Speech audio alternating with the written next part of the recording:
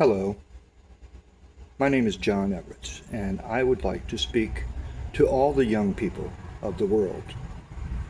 Now, first, let me begin by saying everything I'm about to say, take with a grain of salt. Now, that may seem counterproductive or counterintuitive, but if I did not begin with that disclaimer, then it would make me a hypocrite in all that I'm about to say. Anyone that is afraid of using that disclaimer has something to hide. The truth is a calm, patient creature. It has nowhere to be anytime soon. It is. Fact, on the other hand, is a majority consensus that is subject to change as needed. Truth is the tree falling in the woods, regardless of whether there's anyone there to hear it or not. It doesn't need an audience. All that I'm about to tell you could very well save your society. It could change the world for the better. It is everything that generations of adults refuse to tell young people. First of all, you have to understand the things that are rooted, the traditions that have never changed, no matter whether trends came and went, music changed, movies changed, culture. One of them is the term establishment. Long throughout our history, young people have referred to the adult society as the establishment. When you become a teenager, it becomes a pivotal point in your life, a rites of passage. It's often associated with rebellion, creativity. It is when the human mind realizes it is an individual, but also a part of a shared experience. So it is somewhat torn between those two and is trying to find a way to make those two things mesh. The adult society has found a way for you to wrap your head around it. And if you fall for their explanation, then you just inevitably become part of the problem. The truth is, we are all one part of a shared reality. However, at the same time, each individual is their own matrix, their own reality, their perspective. And so there's a battle between perception and perspective. Perception is just the act of seeing something the way it is, or the way one sees it. Perspective is each individual's angle. There's an old saying that says, for war, you only need two people seeing the same thing. And this is because the two individuals will not see that same thing exactly the same way. Both in physics and philosophically, it's impossible. You can't stand in the same place as another individual, obviously. They take up that space. Therefore, you have a different angle, and that slight deviation in angle gives you a different perspective. But that's okay. Which one is right? Well, that is the quagmire. The fact versus the truth. The first thing you have to do is rid yourself of competition, the need to be the right answer. When you do away with the need to be victorious, then you can seek the right answer, regardless of whether it's yours or someone else's. Because life, in large part, is not a competition. What we call competition in the animal kingdom is simply the means by which a creature survives, whether you're the last in the pack or the first. But in the animal kingdom, that is just law of survival. The law of the weakest versus the strongest. It's nothing personal. In the human frame, it is a character evaluation. It is classification. It is wealth. Things that have no bearings on survival. In other words, we create the dilemma. We create the obstacle. In nature, They are naturally there. You learn to overcome them, and you go about your existence. Think about it. Look at the lions, the bears, the tigers, the squirrels. How many of them have advanced in their existence? Technology, governments, none. In fact, the only advancements or changes in their species they've had to make is to be able to live around our changes. I once saw a meme that put it eloquently. It showed headlights on a road, and there in the headlights was a deer. And it said, the human mind sees a deer in its way. Now think about that. The deer is not in your way. You are in the natural order's way. We upend things. We call ourselves advancing or progressing. But in the long run, we do just as much, if not more damage than what we claim to solve. And at the same time, we call ourselves the smartest creature on Earth. What other creature has had to worry about global warming? What other creature is having to figure out nuclear proliferation? We're the only ones. War is a concept created by man. I would reckon that the term impossibility is a man-made concept, and the only impossibility is the concept of impossibility. When we put limits on things, there is a reason. We're setting rules, boundaries. We are limiting creativity. But the truth of the matter is, anything is possible in the universal scheme of things. Quantum physics is starting to prove this. There are many wars started over culture, over religion. And so you hear a lot of talk of people damning religion and damning societies. But I want you to consider this. Societies are not to blame. By and large, societies are made up of a majority of just citizens like you and me. They're ruled over by a minority government with power and wealth. The same is true of religion. Religion is the construct of government that governs over a faith-based philosophy. By and large, though, the people who believe that are not the problem. It is the higher powers. In fact, in the stories of some of these religions, that is articulated very clearly. Jesus Christ was a Jew. He wasn't a Christian. He was crucified by the Sanhedrin, which was the higher ranking masters of the Jewish faith, who worked in allegiance with Rome, their arch nemesis. So that tells you a lot right there.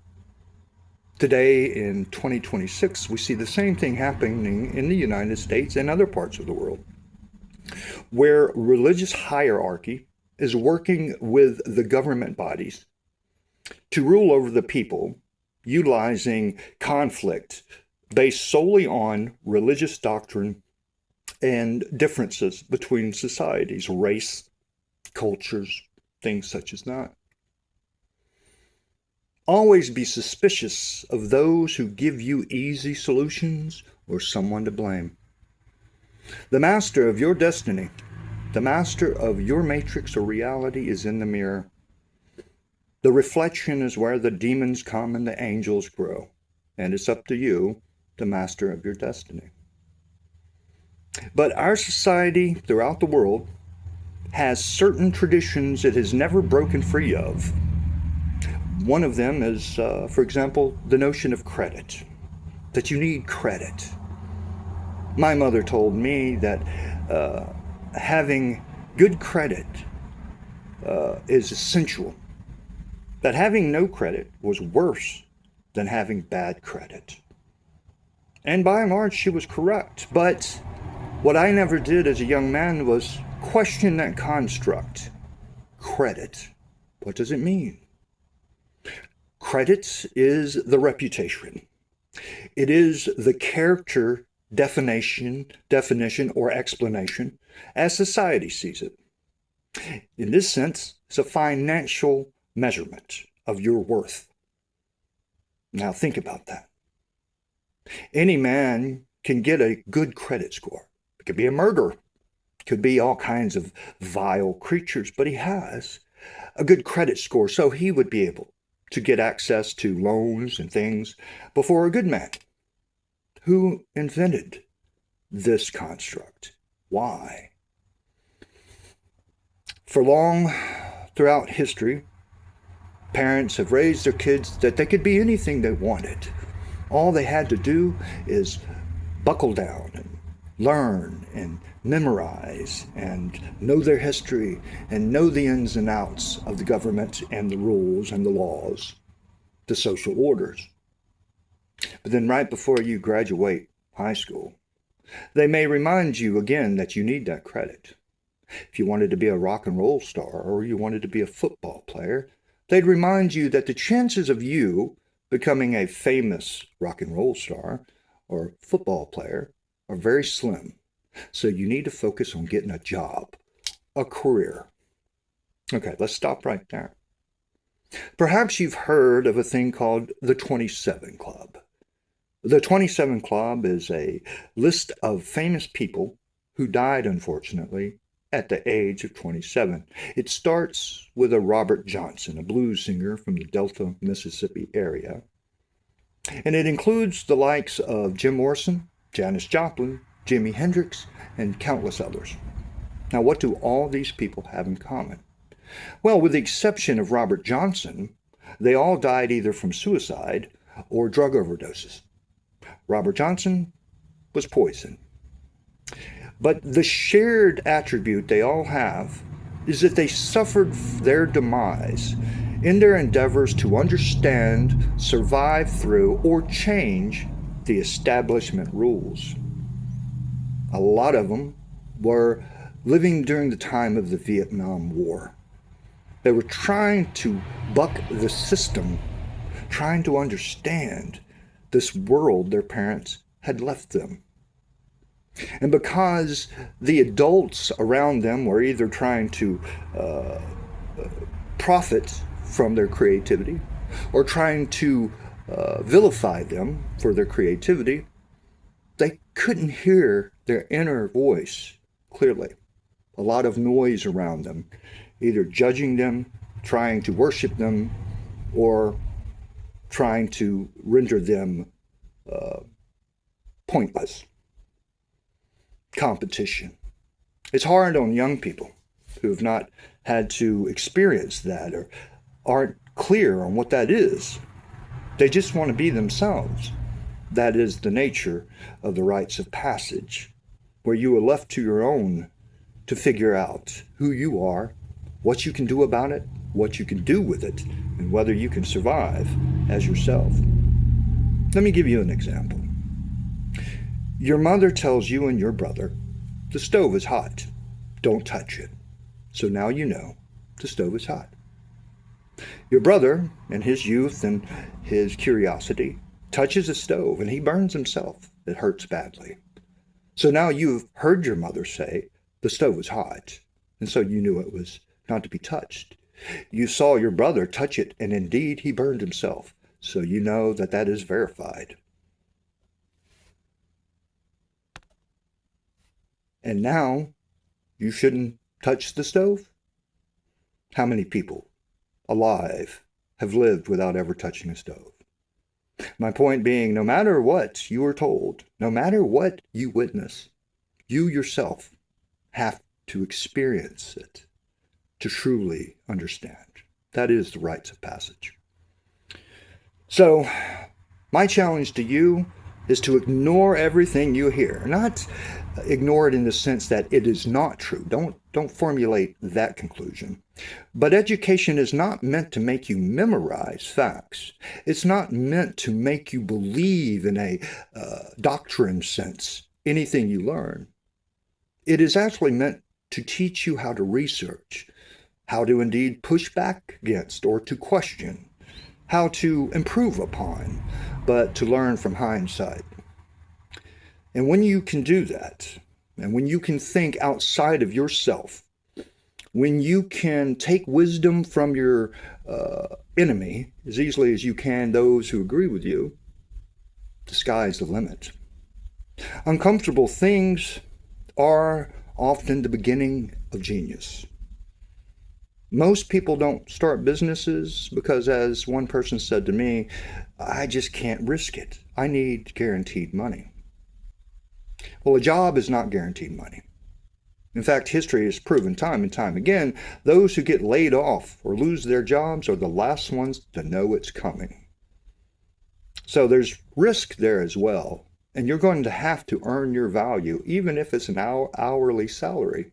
And that will only last as long as the people can manage the profits, which by and large is dependent upon their selfishness. If they need more and more and more without ever thinking about their customers or their employees, no matter how good of a worker you are, you're at risk. An entrepreneur is accountable to themselves. That's scary. But at least it's a form of control. At least you can own your own failures. You can own your own successes. But in order to take that chance, you often have to buck the system. Any entrepreneur will tell you it's a lonely road, and some of the doors shut in your face will be those closest to you. Nobody wants to help bake the cake, but when it's ready to eat, everybody wants a part of it. The same is true of success. There'll be many naysayers, some of those closest to you, and it hurts. But if you succeed, all of a sudden you have friends abound. If you fail, there'll be many people waiting in the wings to say, I told you so. I challenge you not to listen to either one of them. If they knew what they were talking about, they would understand what Eleanor Roosevelt said.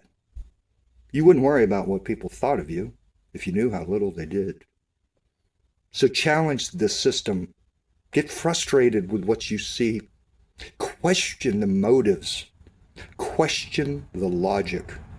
But do not question one another based on differences. Do not question one another based on doctrine or history.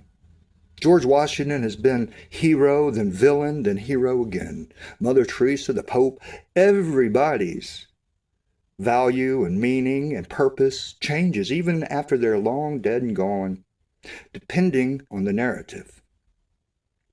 Don't listen to narratives. Live in the moment, the present. That's where it counts. Don't be afraid of the future, dwelling on the past.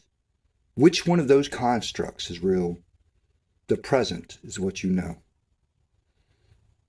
I often say that I'm either winning or I'm learning. Losing is a choice. When people fear failure, then they begin to fear honesty. They begin fearing all the things that pride encapsulates. Even Genesis in the Bible talks about this. Adam and Eve, all of a sudden, were worried about being naked. Why? What were they ashamed of? They were only one of two. But pride does that. It makes you hide something that is very common amongst all of us, as if you should be ashamed for having the same attributes that other people have. That's a lie. Embrace your individuality. Laugh at those who question your individuality. It is true, don't let them see you sweat. Nothing scares people more than those who are unwavering, those who will not move. They're rooted in who they are. Once you can be rooted in who you are, once you can be honest with yourself, for good or for bad, there is nothing that can damage you. Conflict is a human construct in most cases. War, poverty, all these things are a result of human construct. Squirrels don't suffer it. Birds don't suffer it. They suffer droughts. They suffer any given natural condition, and they get through it. Humans, we call ourselves solving the problem, but inevitably, like nuclear proliferation, we're creating more. Right now, you see the United States society arguing over Donald Trump versus liberal ideals. Let me say this to you as an independent. If you hear supposed Democrats or liberals knocking Donald Trump, ask him this one question. What was it you did or you didn't do that allowed his kind of character to take power and get away with so much? How angry are people that they would allow that vile man in power? Perhaps you called him deplorable? Right. In desperation, in frustration and hopelessness, people will choose the sharpest of weapons and they will do the most vile of things. I leave you with this one last point. When you are going through your education, you will hear about the Donner family who got lost in the wilderness during a blizzard, and they were trapped in a snowstorm. And in their desperation and hunger, they had to eat their dead. It's a very desperate situation. It would be years after my high school learning that I would learn the rest of the story. The rest of the story is documents and journals show that an Indian tribe had tried to approach the Donner family, bringing them food to help them survive, trying to help them get out of their situation. But the Donner family, being a product of that current American society, was very suspicious of the Indians, very scared. They thought for sure they'd meet their demise, and so they shot at them to run them off, keep them away. And so they had no food. The one opportunity they had, they didn't realize in their suspicions and in their assumptions about the people who were trying to save them. So they would rather eat their dead. Keep that in mind. Learn how to know your neighbor and how you are a neighbor. Embrace the things that are easy, but pursue the things that are hard. The less comfortable it is, the more valuable it can be in its experience. But hold nobody responsible but yourselves. Peace be with you.